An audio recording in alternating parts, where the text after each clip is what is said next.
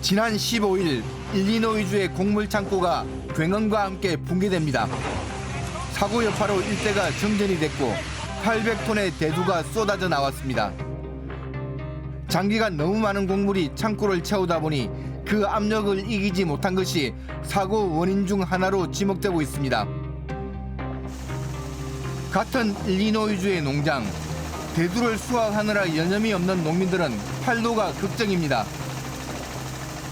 Farmers across the country are starting to harvest soybeans as we speak, and right now 25% of our market is completely missing. That is a 5-alarm fire for our industry. 해마다 9월 수확철에 대규모 중국 수출이 이루어지던 대두. 하지만 올해는 10월 중순이 되어도 중국 수출 물량은 거의 제로에서 멈추고 있습니다. As far as I know, for the 2025 crop, they've bought 0 U.S. soybeans. Market disappears. It has a significant impact on domestic prices. 대두의 중국 수출이 중단되면서 여론이 좋지 않습니다. 대두 생산이 집중된 미국의 중서부 평원은 이른바 대두벨트라고 불리는데 이곳은 트럼프 대통령과 공화당의 중요 지지 기반입니다.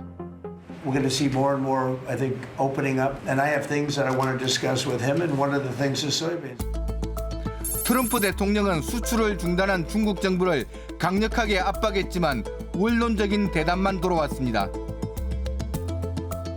贸易战、关税战没有赢家，不符合任何一方利益。双方应在平等、尊重、互惠的基础上协商解决有关问题。 중국 정부는 오히려 새로운 히토류 통제 조치를 내놓으며 대상 품목 확대와 관련 기술 통제를 포함시켰습니다. 반도체, 전기차, 전력 시스템의 공급망에 직접적인 타격이 예상되는데 제3국을 우회하거나 히토류가 들어간 제품 규제까지 포함된 강력한 조치이기 때문입니다. It was shocking. That was out of the blue, right? Out of the blue, they came up with this whole import-export concept, and nobody knew anything about it. 또다시 100% 추가 관세 카드를 꺼내던 미국. 히토류를 사용하는 국가들이 중국 견제에 동참하기를 호소하고 있습니다. This is China versus the world. They have put these unacceptable export controls on the entire world. 대두 수확철을 맞아 재점화된 양국의 무역 전쟁은 식용유, 가구, 히토류에 이어 입항 수수료와 항공 노선까지 확대됐고 제3국의 해운 기업도 유탄을 맞았습니다. 给你个朋友价怎么样？就不劳你操心了，关税是你先加的，贸易战也是你先打的。现在你的大豆没人要，农民都要造反了，才想起来我们呀。姓习的，你别给脸不要脸，信不信我明天就把所有中国商品的关税加到200%？稀土管控。 양국의 힘겨루기가 거칠어지는 와중에 아르헨티나 밀레이 대통령이 백악관을 방문했습니다. 재정적으로 어려움을 겪고 있는 아르헨티나에 미국은 대규모 자금 지원을 결정했습니다. 중국이 미국을 대체하는 대두 공급처로 아르헨티나를 활용하는 가운데 미국의 지원까지 얻어낸 밀레이에 대한 곱지 않은 시선은 두 사람의 관계를 풍자하는 영상까지 나오게 만들었습니다. Was China trying to draw a wedge between the U.S. and Argentina by buying soybeans from Argentina and not U.S. farmers? I would say so. I don't think you should be doing business much with. You can do some trade, but you certainly shouldn't be doing beyond that with China. And if that's what's happening, I'd be very upset about that. Yeah. 6년 전 일본에서 만났던 두 정상. 다가오는 에이펙 정상회의에서 보다 유리한 고지를 차지하기 위한 신경전이 경주에서는 과연 어떻게 펼쳐질지 전 세계가 주목하고 있습니다. 네, 미중 간 신경전 속에 대두 농가들의 피해가 커지고 있네요. 네, 이 올 상반기 기준 이 농장 파산 신청 건수가 작년에 비해 무려 57%나 늘었다고 하고요. 네. 민주당에서는 광고까지 제작을 했습니다. 이 관세 정책 때문에 대두 농가가 피해를 받고 있다 이러면서 트럼프를 저격했고요. 네. 내년 중간 선거를 앞둔 트럼프로서는 이 농민들의 마음을 빨리 달래야 할 필요가 있는 것입니다. 네. 그래서 이제 보복 조치를 내놓았는데 그러니까 중국산 식용유 수입을 중단하겠다는 건데 하는데 강준인 교수님 이게 효과가 있을까요? 네, 사실 중국의 이번 전략을 보면 굉장히 치밀한 핀셋 전략으로 트럼프를 압박을 하고 있는 거거든요. 네. 실제로 중국은 미국산 대두의 52%를 수입하는 국가입니다. 작년에만 해도 한화로 약 18조 원이 넘는 그 미국산 콩을 샀는데요. 이걸 이제 올 5월부터 싹 끊어버린 거예요. 이렇게 많이 수입하고 있어요. 네, 그렇습니다. 거기다가 이제 미국은 중국산 식용유를 거꾸로 사는데 이 식용유가 주로 이제 바이오 재생에너지 같은 데 쓰이는 가공 식용유거든요. 근데 이것도 사실 보면 작년 대비해서 대미 수출이 올해 43%가 줄었어요. 이미 거의 절반이 줄은 상황에서 수입 금지 이 실효성이 상대적으로 좀 떨어질 수밖에 없죠. 그러네요. 이게 이제 중국이 9일날 발표했잖아요. 이 히토리오하고 인공 다이아몬드 그리고 리튬 배터리 수출 규제를 했지 않습니까? 근데 이것도 비슷한 케이스인데요. 트럼프가 여기에 대해서 100% 관세로 맞불을 놨어요. 그렇지만 되돌아온 거는 뉴욕 증시 급락이었거든요. 시가총액 약 2조 달러가 증발해버렸습니다. 이게 추석 연휴 거의 끝자락이었었는데 이때 당시 이제 많은 분들이 미중 무역 전쟁 되살아나는 거 아니냐 이러면서 이제 가슴을 졸이셨을 겁니다. 많이 그러셨을 겁니다. 근데 결국에는요. 트럼프의 타코가 오랜만에 들으시죠. 이 타코가 다시 등장했죠. 트럼프 OS 치킨 네, 그렇습니다. 네. 시장의 이제 불안을 잠재우기 위해서 트럼프가 중국을 달래는 듯한 이런 이제 절차가 나오게 된 거죠. 그러다 보니까 SNS에서는 시진핑 앞에서 타코를 들고 트럼프가 춤을 추고 시진핑은 트럼프를 비웃는 이런 밈들이 계속 올라옵니다. 아까 그 AI 영상도 그렇고 저 밈도 그렇고 너무 재밌기는 합니다.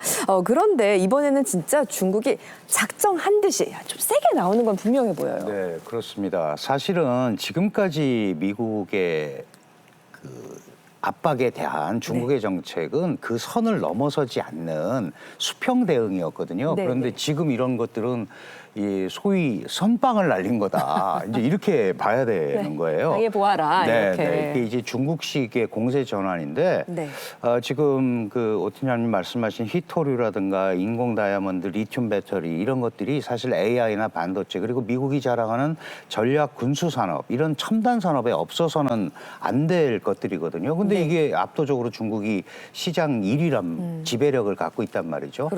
특히 히토류 같은 경우는 4월에 7가지 제재했는데 이번에 5가지를 더했어요. 그래서 벌써 12가지를 제재를 하는 거예요. 그리고 특히 미국이 잘 쓰는 2차 제재 형태, 그러니까 미국의 기술이나 장비가 들어간 뭐 반도체나 이런 것들을 다른 나라에 못 수출하게 하잖아요. 허가받아서. 이걸 중국이 따라하는 거예요. 중국 기술이나 중국산 히토류가 0.1%만 들어가도 미국, 중국 상무부 허가받아라.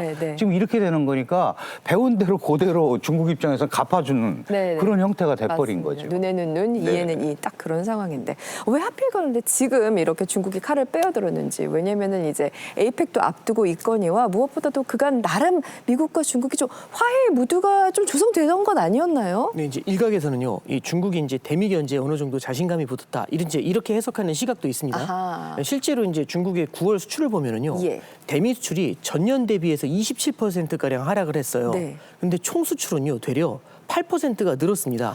이거는요, 중국이 미국을 제외한 다른 나라로 수출 경로를 다변화했다. 이제 이런 의미가 되는 거였죠. 그렇군요. 무엇보다 미국에 밀리고 있던 AI도 최근에 보면 상당한 수준으로 올라온 걸로 볼 수 있거든요. 맞습니다. 베이징에서 열린 한 공연에서 AI 로봇이 등장을 하는데 풍풀하듯이 옆으로 돌면서 발차기도 하고 백덤블링도 하고 그리고 로봇계가 물구나무를 서기도 하죠. 진짜 듣고 보니까 중국이 자신이 있으니까 이렇게 일을 벌린 게 아닌가 싶기도 하고. 그렇다면 정말 미국과의 무역 전쟁을 다시 불사하겠다는 뜻일까요? 글쎄요. 이게 트럼프 대통령이 100% 추가 관세를 얘기하면 기존의 입장이라면 바로 맞대응을 했어야 되는데 그러지 않았거든요. 그런 걸 보면 파국으로 가는 거를 원하지는 않는 것 같아요. 그러니까 다시 말씀드리면 다른 고려가 있는 것 같은데 뭘까요? 일단 오는 11월 10일에 그 소위 유해한 무역 협상에 대한 유의미한 결과가 나와야 된단 말이죠. 근데 그 전에 지금 에이펙에서 만나잖아요. 그러니까 뭔가 미국의 메시지를 주고 미국의 한계를 좀 시험해 보려는 것도 있는 것 같고요. 또 하나는 20일부터 중국에서 4차 중앙위원회 전체 회의가 열립니다. 이게 굉장히 중요한 회의인데 지금 중국 내수도 안 좋고 또 내년부터 5개년 계획 발전 청사진도 그려야 되고 뭐 최근에 계속 회자되고 있는 시진핑 권력 이상설 이런 것도 잠재워야 되잖아요. 그러니까 시진핑으로서는 네. 강력한 통치력을 보여줘야 하는데 이게 마침 에이펙이라는 게 있었고 여기에 미국한테 밀리면 안 될 거다 이런 이제 고려도 있었던 것 같습니다. 네, 뭐 트럼프의 고민도 지금 많이 깊어지고 있을 거라고 생각을 하는데요. 지금 미국 내부 사정도 굉장히 복잡하잖아요. 지금 양극화도 굉장히 심해지고 있는 상황이고 바로 오늘이죠. 이 미국은 지금 아침일 텐데요. 이 잠시 뒤 미국 전역에서 수백만 명이 모여서 이 노킹스 시위를 벌일 예정이라고 합니다. 반 트럼프 시위. 네, 맞습니다. 이 골드만삭스 보고서에 따르면은요, 이 미국 소비자가 연말까지 관세 비용의 55%나 떠안게 될 것으로 지금 추정되고 있어요. 그러니까 이제 여론이 악화될 수밖에 없는 상황인데요. 그렇죠. 그런데 여기에 이제 미중 무역 전쟁까지 안고 가기에는 트럼프가 큰 부담이 될 수밖에 없는 상황인 것이죠. 네, 그렇습니다. 그리고 또 이렇게 미국과 중국 간 갈등이 우리에게도 좋지 못한 영향을 줄까 참 염려가 큰데요. 그래서 에이펙에서 협상의 물꼬가 트여야 하는데 두 사람이 만났으면 좋겠습니다. 트럼프, 시진핑. 네, 당연히 만날 겁니다. 왜냐하면 서로에게 안 만나게 되면 상대방에게 주도권을 줄 수밖에 없기 때문에 그렇거든요. 그런데 네. 일단은 트럼프 대통령이 그 시진핑 주석과 한국에서 만날 거라고 어제 확답을 했고요. 지금 그 정확한 소식은 아니지만 미국 측이 29일에 만찬을 준비하고 있다 이런 얘기가 있어요.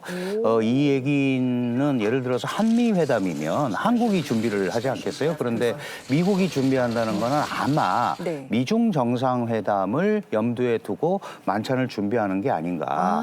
이제 이런 생각을 할 수 있는데 그렇다면 도대체 어느 정도 수준의 합의가 이루어질까 이게 이제 고민인데 저 개인적으로는 일단 지금 세계 양강이 뭔가 이 국제 질서에 있어서 서로 관리하고 있다라는 메시지를 좀 전 세계로 발출하는 그런 장소가 에이펙이 됐으면 좋겠다라는 생각을 개인적으로 해봅니다. 저도 공감합니다. 무언가 좀 안정적인 상황을 보장할 수 있는 메시지가 나올 수 있기를 희망하면서 지켜보도록 하겠습니다.